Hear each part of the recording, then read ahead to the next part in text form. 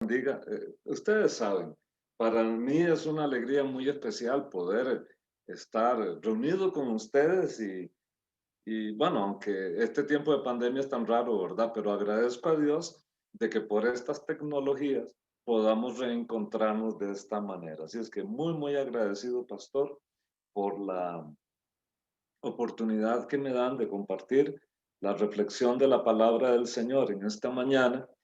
Y un abrazo a todos ustedes, queridos hermanos de Panamá. Este, que Dios les guarde, les proteja, les libre de todo peligro y de todo mal en este tiempo en el que nos ha tocado vivir.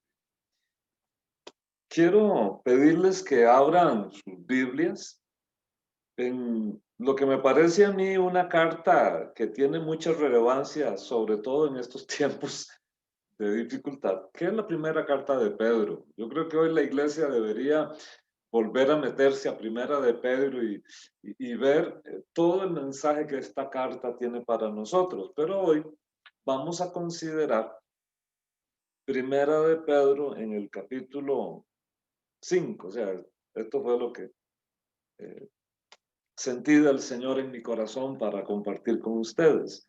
Primera de Pedro 5, a la altura del versículo 5 hasta el 11.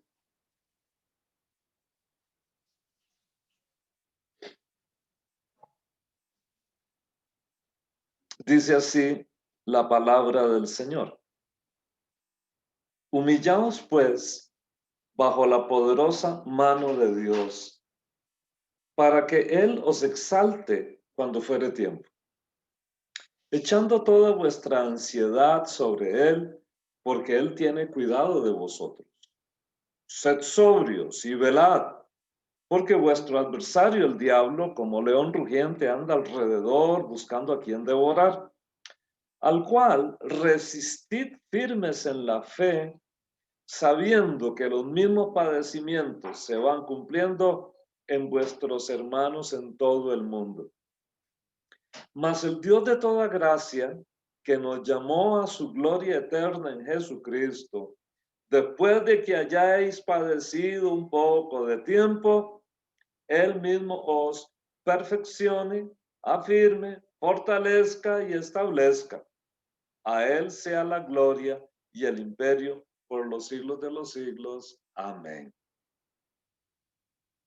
Hace unos años, un amigo en común que tengo con el pastor Gustavo Vindas, un hermano del que yo tengo la idea de que es una persona muy dulce, muy educado, una persona con un dominio propio y típicamente calmado.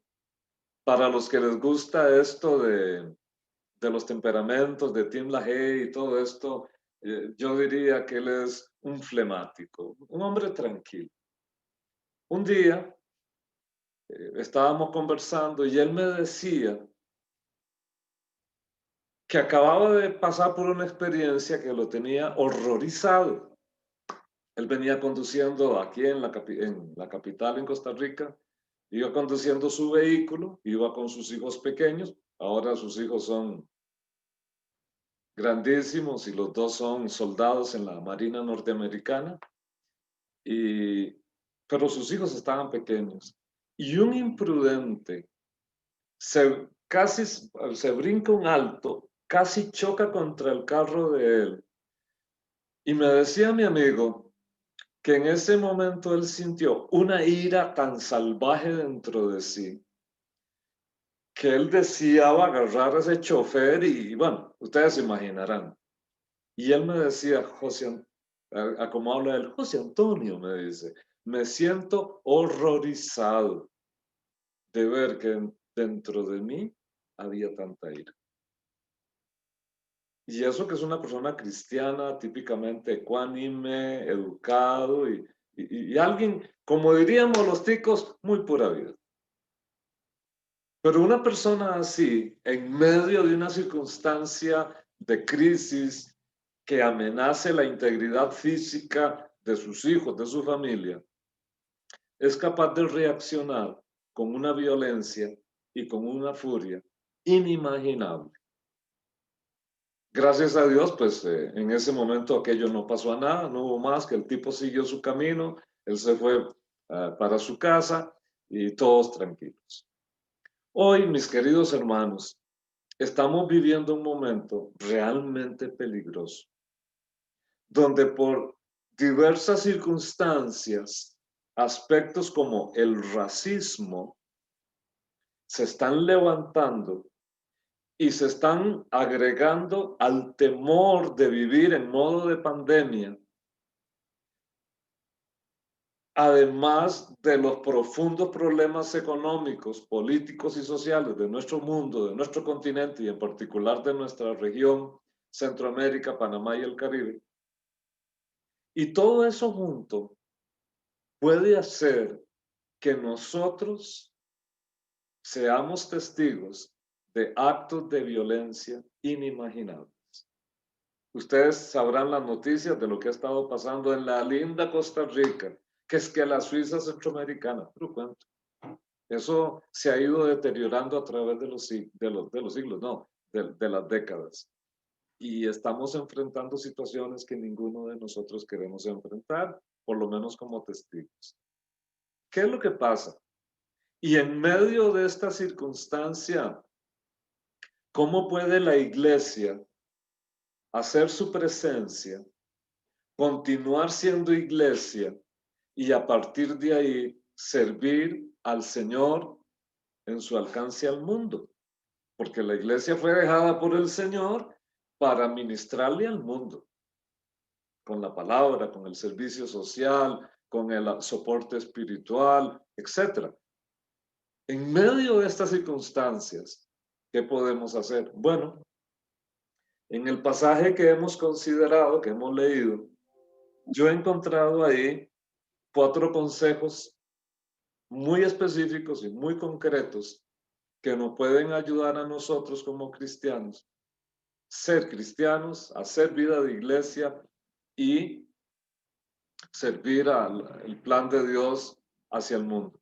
Ahora, cuando decimos la iglesia suena como abstracto, ¿no es cierto? Oh, la iglesia, ¿sabe? La iglesia está compuesta por individuos. Entonces, tenemos que saber manejar esto a nivel del individuo para que con la suma total de los esfuerzos de todos los individuos de una determinada comunidad de fe, en este caso, Centro Cristiano de Panamá,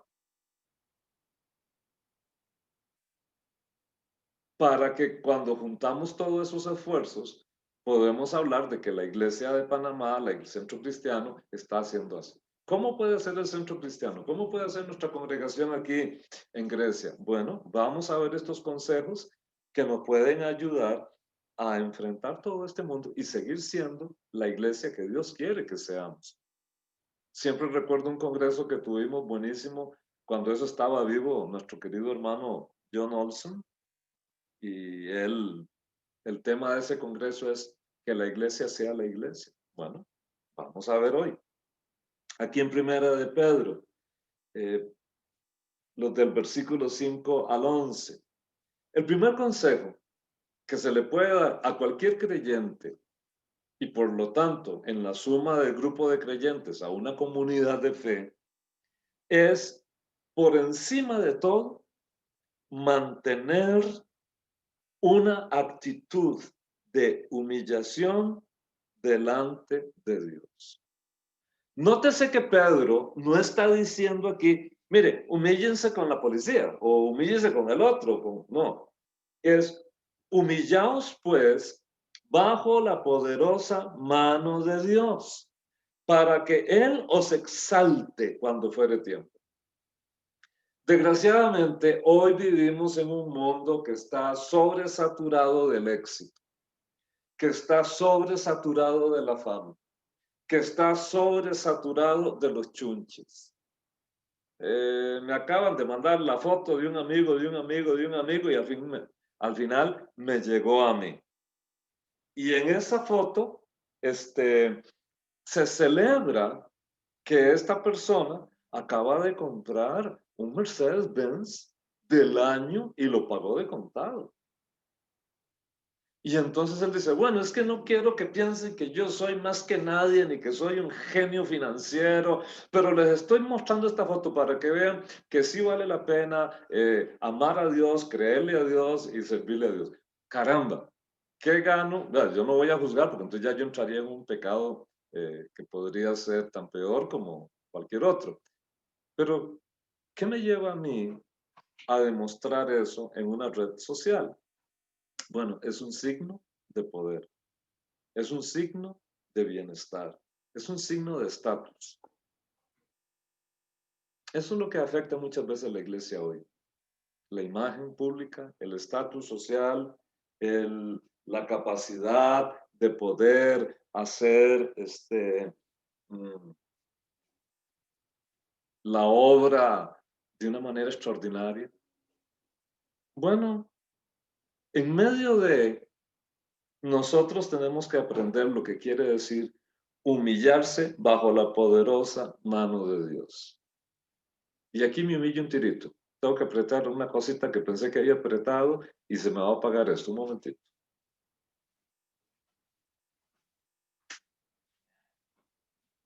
Ahora sí. Muy bien. Ya regresé. ¿En qué sentido nosotros tenemos que humillarnos delante de Dios? Fíjese, tenemos que humillarnos desde ¿qué pasó aquí? Desde la pequeñez de lo que hacemos. Servimos a Dios desde nuestra pequeñez. Servimos a Dios desde casi la invisibilidad. Servimos a Dios desde la pequeñez nuestra. Gustavo, ¿usted me está escuchando? Sí, te estamos escuchando. Ah, bueno, es que se me desapareció la pantalla y yo no veía nada. Gracias, discúlpeme. Esa es la tecnología de los jóvenes y uno ya es un viejo.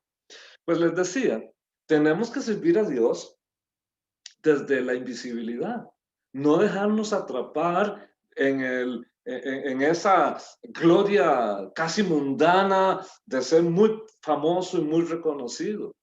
Sobre todo cuando somos pastores de iglesias pequeñas, a veces sentimos, estamos haciendo lo que Dios quiere.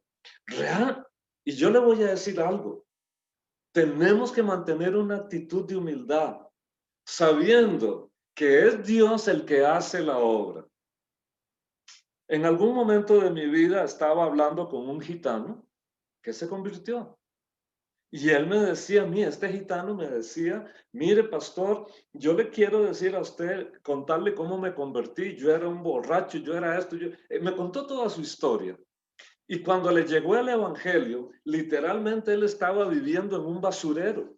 Y en ese basurero él le estaba un día que fue como el último paso antes de entregarse al Señor. Este gitano, y gitano quiere decir despreciado, gitano quiere decir no tengo opción de nada, gitano quiere decir téngale miedo, porque gitano, estamos hablando en el contexto español, ¿no? Y aquel gitano dice, en medio de ese basurero, Dios, si es verdad que tú existes, si es verdad que tú existes, haz algo por mí porque me estoy muriendo de hambre. No tengo cómo comer y no quiero robar. No quiero hacer nada indebido. Si es verdad que usted existe, ayúdeme. Y me dice este hombre, me dice, Pastor Antonio, yo escuché la voz de Dios, audible. Y Dios me dijo, levántate, camina derecho. ¿Ves ese basurero? Busca en ese basurero, porque en ese basurero tengo algo para ti. Imagínense. Y usted dice, ¿cómo se le ocurre que Dios me va a mandar a mí a un basurero? Eso no es lo que yo he escuchado. Dios no tiene un basurero para mí. Pero a veces las cosas de Dios no son como la gente, usted y yo lo queremos. Y este gitano se le puso de pie, caminó, llegó donde estaba ese montón de basura, comenzó a buscar con las manos y en ese basurero había una bolsa con no sé cuántos euros. había una cantidad de dinero muy importante. Y él lloraba y decía, pastor, ahí me di cuenta que yo le importaba a Dios y que Dios quería para mí algo diferente. Y con ese dinero él salió del basurero, buscó cómo congregarse. Y al presente es una persona muy linda que asiste a su congregación y que ama a Dios y sirve a Dios. ¿Quién conoce a ese gitano? Bueno, su iglesia lo conoce, su familia lo conoce y mi esposa y yo tuvimos el placer de conocerlo. Aparte de eso, ¿qué ha hecho esa conversión allá en España que afecte Panamá o que afecte Costa Rica? Aparentemente nada. Aparentemente nada. Pero la obra extraordinaria de lo que Dios hizo en este hombre que hoy ama a Dios y que es un cristiano fiel y magnífico y lindísima persona.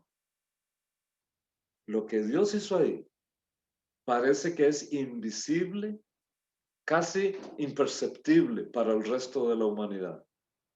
Pero yo no dudo que a partir de lo que Dios hizo con este hombre, esta conversación la tuvimos él y yo hace bastantes años, lo que hizo él en ese momento, Dios con este hombre, se desencadenó en una serie de procesos espirituales para bendecir a otros, para alcanzar a otros. Iglesia, si nosotros queremos sobrevivir y ser iglesia en medio de este mundo de pandemia, no tenemos que preocuparnos de los grandes signos de poder. Tenemos que estar dispuestos a servir a Dios desde lo humilde, desde lo imperceptible, porque el diseño de Dios siempre ha sido que Dios es el que debe recibir la honra y la gloria y todos los reconocimientos.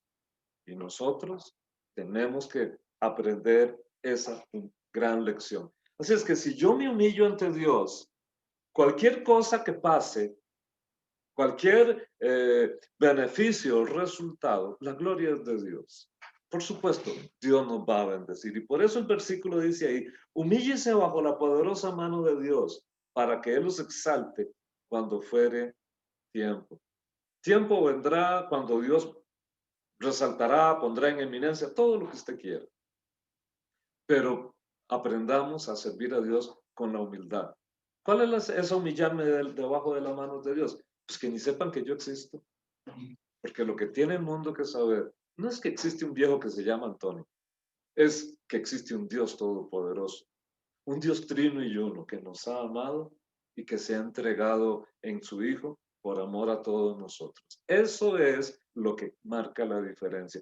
Y la iglesia siempre ha tenido que aprender lo que es servir a Dios desde la humildad. Lo que pasa es que hay momentos en la historia donde la iglesia cristiana se ha posicionado, incluso llegó a tener el poder. Y cuando la iglesia tuvo el poder, se corrompió y Dios tuvo que volver a rescatar su proyecto de iglesia, levantando voces frescas.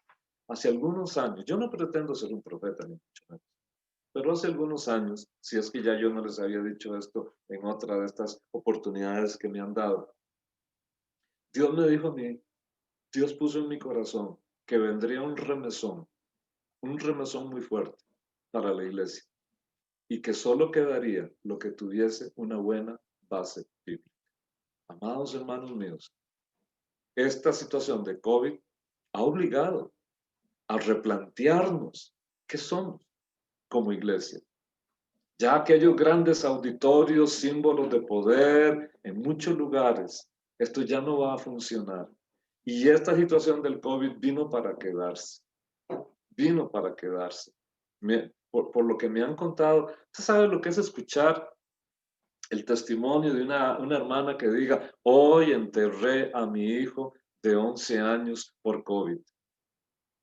Y lo único que puedo hacer y las únicas fuerzas que tengo yo para poder sobrevivir es que sentí de Dios que tengo que estar en este culto adorando a Dios en medio de mi dolor. ¡Wow! Por supuesto, eso no pasó en nuestra congregación, pasó en otra iglesia. O sea, el testimonio me lo contó un ministro del Señor.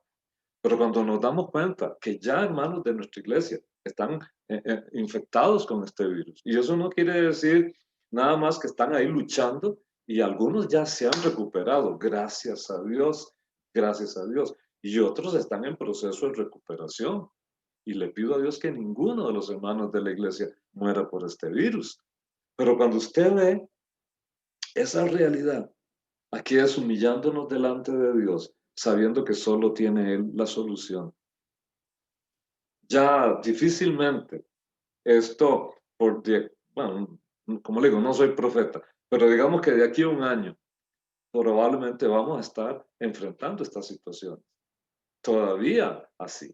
Así es que hay que estar dispuesto a servir a Dios desde la humildad, desde lo aparentemente invisible, desde lo aparentemente mínimo.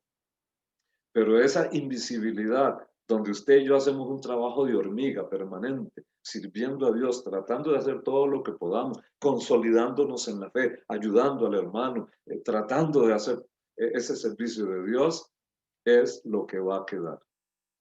Y eso es lo que está quedando ahora. Y se está viendo, creo que se los dije en otra oportunidad, quién es quién en medio de esta pandemia. El segundo consejo que yo encuentro aquí y que se los comparto para ustedes, tiene que ver con una protección mental. Y recuerde la historia de mi amigo, va en su carro, casi le chocan. Él proyectó el peligro sobre sus hijos y esto lo hizo generar una ira que, como diría mi esposa, siempre ha estado ahí, solo que estaba dormida, ¿verdad? Una ira, un enojo, casi bueno, irracional, como son todos los enojos.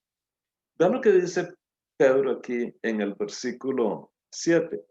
Dice, echando toda vuestra ansiedad sobre él. Yo estoy seguro, porque he hablado con hermanos de nuestra congregación, que se sienten ansiosos, que dicen, pastor, es que está muy bien, gracias por todos los esfuerzos, esto de hacerlo, ¿cómo se llama? En línea, pero no es lo mismo, queremos. Y la gente está ansiosa. La Biblia reconoce que la vida nos puede traer ansiedad y nos puede generar ansiedad. Dios nos creó y Dios sabe cómo somos nosotros. Vea que Dios no dice aquí, mire, háganse los tontos con la ansiedad. Tampoco dice aquí, mire gente, piense que no tiene ansiedad. Comienza a repetir conmigo, no tengo ansiedad, no tengo ansiedad, no recibo que tengo ansiedad, ansiedad no es para mi vida. Eso no dice el texto. ¿Qué es lo que dice Pedro inspirado por el Espíritu Santo? Cojan toda su ansiedad. Entonces reconoce que yo puedo tener ansiedad. Tener ansiedad no es pecado, es una posibilidad en la vida. Pero entonces, ¿qué dice Pedro? Agarre toda su ansiedad y póngala, échela sobre Dios. Porque de alguna manera Dios está ansioso por usted. Dios tiene preocupación por usted. Lo que pasa es que cuando Dios tiene toda esta preocupación, ni se afecta a él ni actúa indebidamente. El Dios es perfecto, santo, todopoderoso y todo lo que él hace es por amor. Piensa en mi amigo,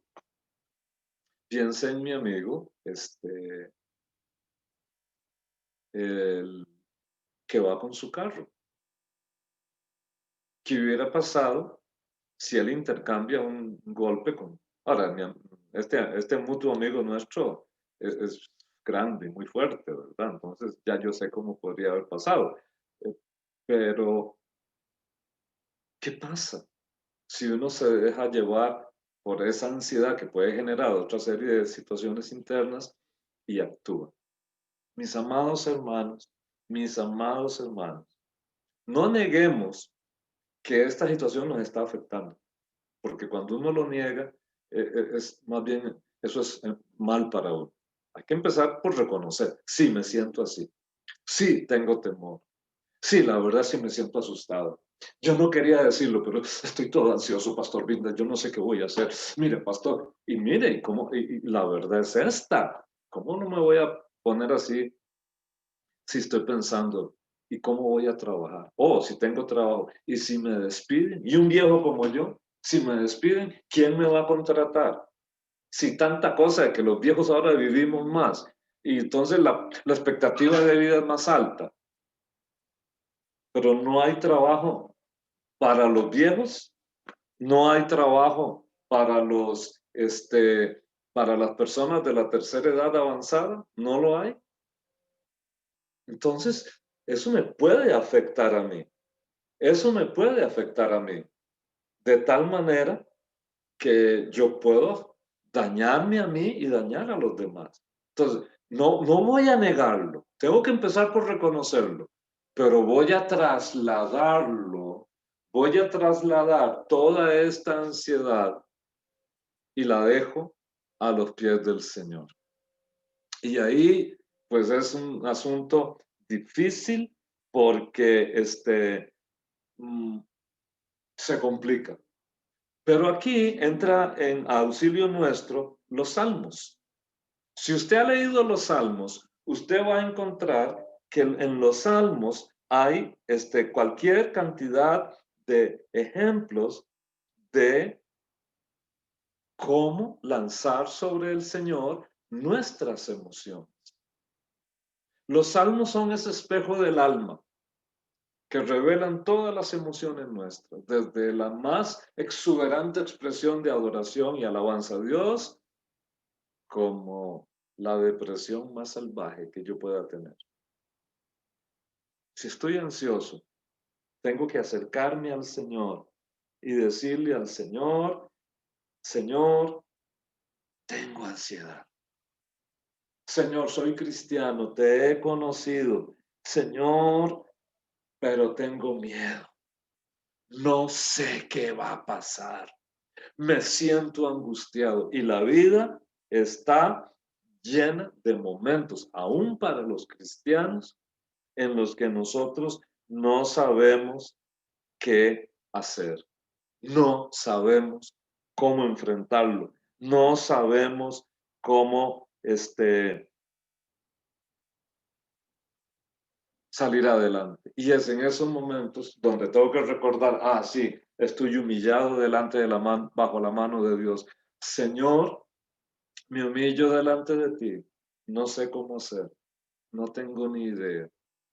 Las cosas no están saliendo como yo pensaba, pero me humillo delante de ti y creo, Señor, que tú tienes la solución.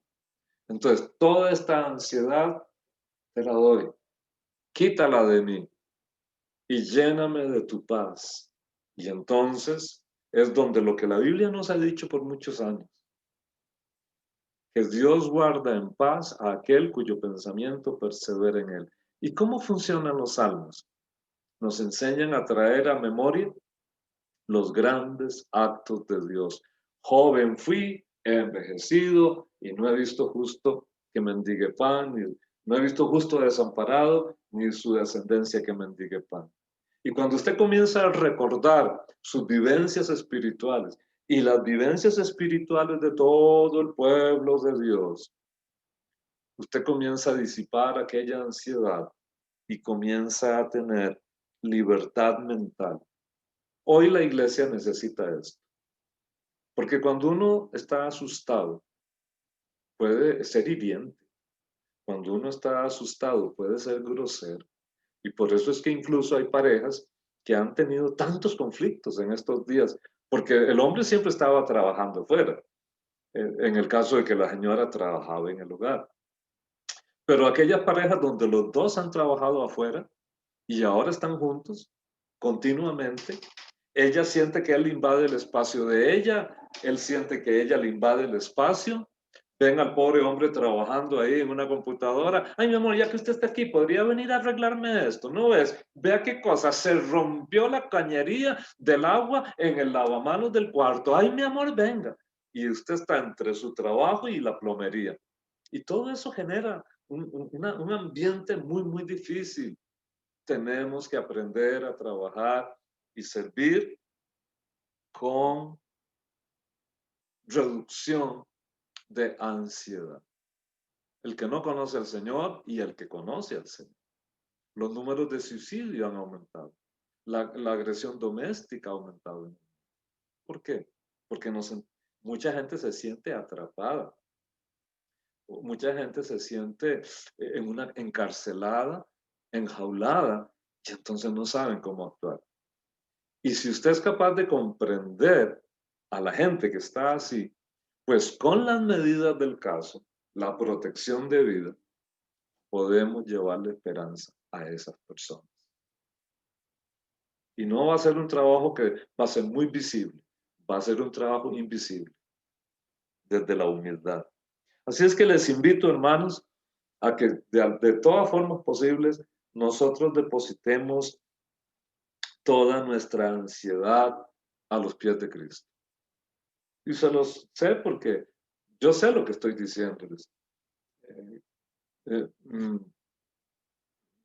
mi familia ha habido casos de COVID y usted comienza a querer, ay Señor, pero no, hay que confiar en el Señor. Hay que confiar en el Señor. El tercer consejo que quisiera comentar con ustedes y a partir de ahí, pues, ir reflexionando más, es lo que dice el versículo 8. Sed sobrios y velad. Por supuesto, el contexto aquí tiene que ver con la acción del enemigo tratando de hacer que el cristiano vaya a la apostasía. Por eso dice que el enemigo, el diablo anda como un león rugiente buscando a quien devorar. En el contexto histórico de Primera de Pedro, esto tiene que ver con apostasía.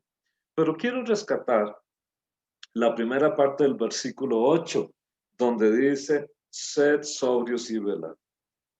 Y una vez más aquí nos encontramos con una gran verdad. No deje que el pensamiento suyo se le nuble. No deje que el pensamiento suyo se nuble.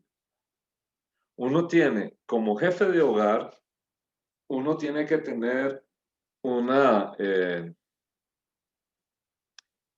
claridad de pensamiento de qué es lo que usted tiene que hacer para poder sacar adelante a una familia.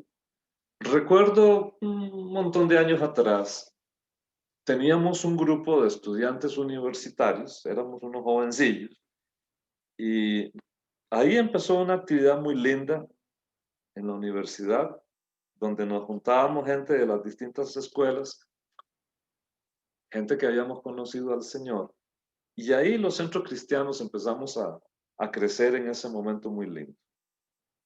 Una de las jovencitas del grupo de ahí, yo no sé qué pasó, la cuestión es que ella abandonó el hogar y se fue a la zona sur de nuestro país. Y entonces, el líder del grupo de jóvenes estudiantes, no podía atender eso. La esposa del líder me dice, Antonio, usted, tenemos que irnos ya, hay que ir a buscar a esta muchacha. Y según ella, y ella estaba embarazada, imagínense, según ella se iba a ir en ese mismo momento a la zona sur a buscarla. Y yo tuve que decirle, mire, hermana, vamos a ir a buscarla, tenga calma, no se desespere, la vamos a buscar. Pero usted no puede ir así. Ella embarazada se iba a ir arriesgándose a lo que fuera y su esposo no estaba en ese.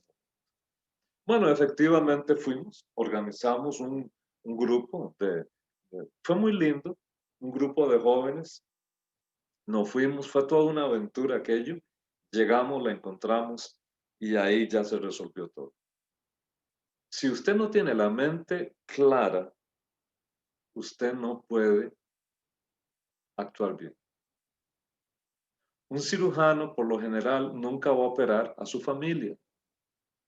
Porque si mi hija, digamos, llegara a ser cirujana y me opera a mí, yo voy a ser su papá. Y la mano de ella es capaz que va a estar ahí en un temblor porque es el papá.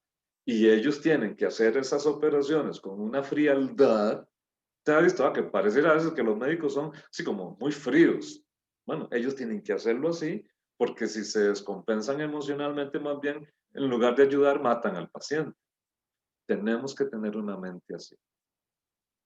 No una frialdad emocional, pero tenemos que tener una mente sobria. Una mente sobria es una mente despierta, aclarada.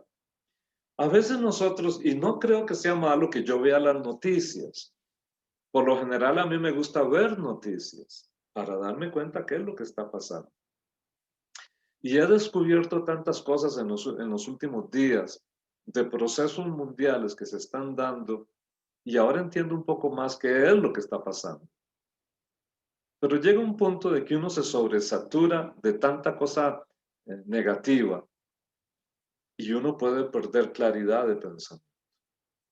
Al hijo de una amiga nuestra, me estaba contando Mari ahora en la mañana, él vive en Estados Unidos. Y él es así, ¿cómo dicen ustedes allá? Un fulito, es fulo, rubio, así como el pastor Vindas, así con aire sueco, ¿verdad?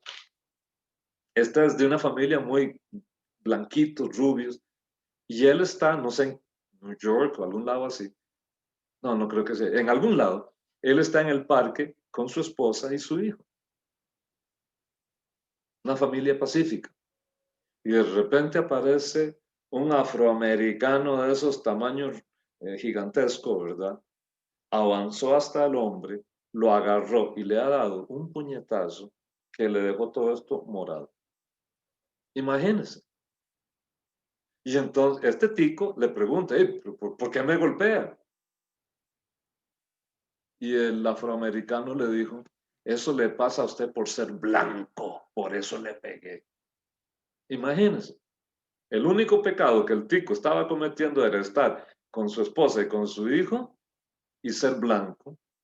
Y por eso el morenito este le pegó. Al final de la historia, él le da testimonio de Jesús, un cristiano, y más bien el moreno este se asustó todo de las palabras y salió en carrera y no sé cuánto. Imagínense cuánto odio y cuánto dolor puede tener este afroamericano en su corazón que le llevó a agredir a este pobre muchacho solo por ser blanco. Los blancos pueden despreciarnos a los que somos así, morenitos, y los morenitos y tostaditos desprecian a los blanquitos. Ese es el mundo en que se está viviendo hoy y donde, como le dije al inicio, el racismo se está activando de una forma muy salvaje. Todo eso pasa porque la gente no tiene un pensamiento claro, no tiene sobrio el pensamiento. Su pensamiento está totalmente nublado. No nos permitamos, iglesia, no nos permitamos que nuestra mente se nuble, bajo ninguna perspectiva. Por eso la Biblia siempre enfatiza el que está en el trono, el que está sentado en el trono, es decir, el Padre, y el Cordero, por supuesto el Espíritu Santo, tiene el control de la historia. Esta situación de pandemia no se le ha salido de control a Dios.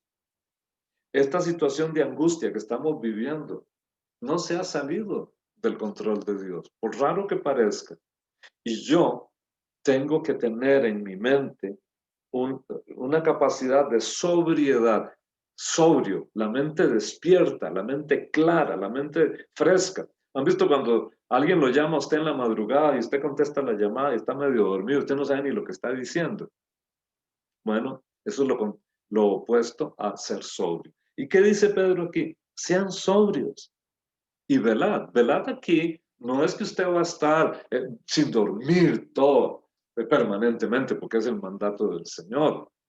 Tampoco es un mandato para, aunque no es malo, las vigilias que se hacían antes, que todos los sábados había vigilia, todos los sábados vigilia. Eso no es el mandato. El asunto es estar despierto y poder ver qué es lo que está pasando a nuestro alrededor e interpretar bien lo que está sucediendo en nuestra historia. Y si la iglesia de hoy quiere hacer bien su trabajo, tiene que tener una mente sobria. Y aquí quiero ampliar un poco esta idea.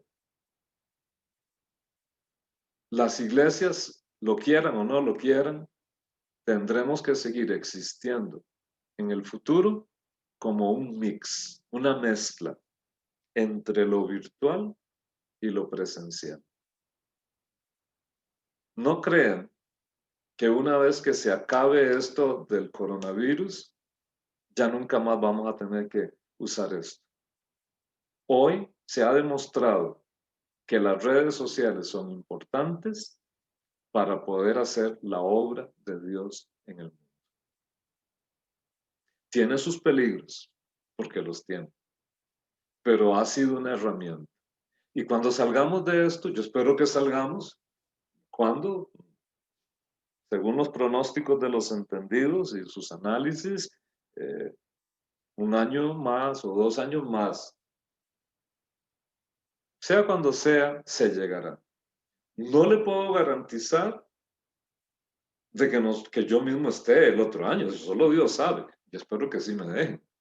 Pero cuando terminemos esto y podamos ver los resultados, la iglesia al reconstruirse tendrá que tomar en cuenta continuar utilizando estas tecnologías. Esto, porque detrás de este coronavirus vendrán otras cosas, vendrán otras cosas.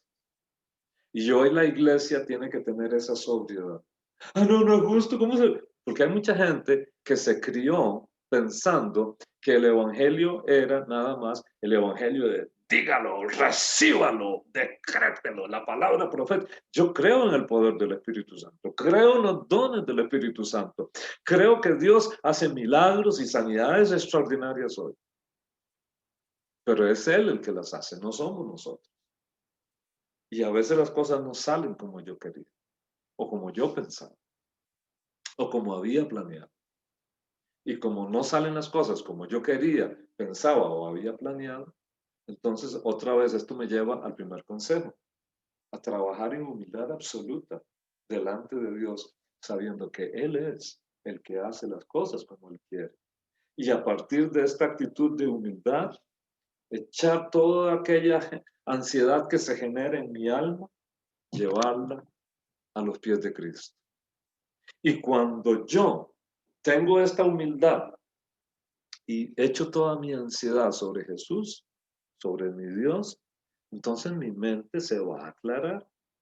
Voy a tener una mente sobria y voy a poder ver a mi alrededor. Y si las puertas que se han abierto en esta época es las virtuales, las voy a usar. Finalmente, en el versículo 9, encuentro el cuarto consejo que ayuda a la iglesia, que puede ayudar a la iglesia a resistir esta situación de la lucha espiritual. Vea lo que dice aquí, y siempre ha sido lo mismo. Está hablando de Satanás, por supuesto, al enemigo, pero dice, al cual resistir firmes en la fe, sabiendo que los mismos padecimientos se van cumpliendo en vuestros hermanos en todo el mundo.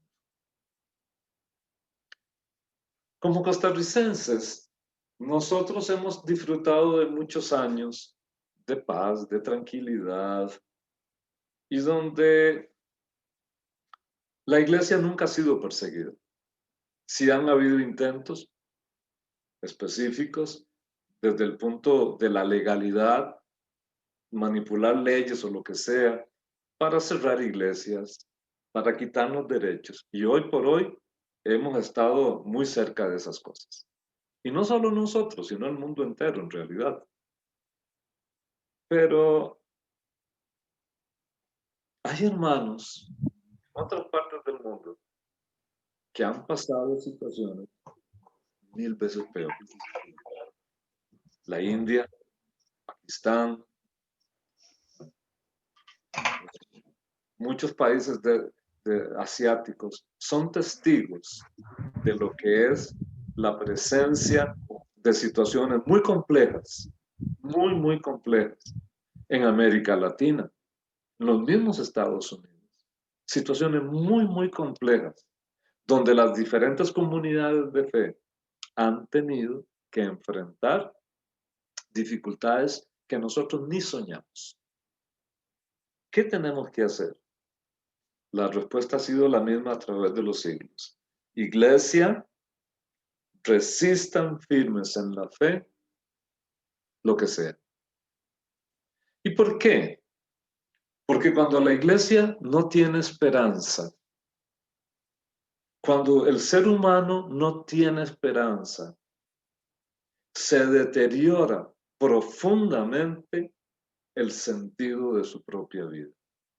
Y cuando usted no tiene sentido de vida, puede llegar a situaciones emocionales, mentales y aún de salud física y, por qué no decirlo también, espirituales, muy complicadas.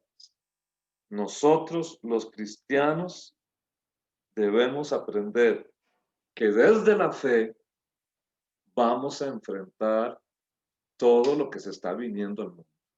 No podemos perder la fe. No podemos perder la fe. A veces la gente piensa, ok, la fe es, ok, yo tengo fe y yo no me voy a morir.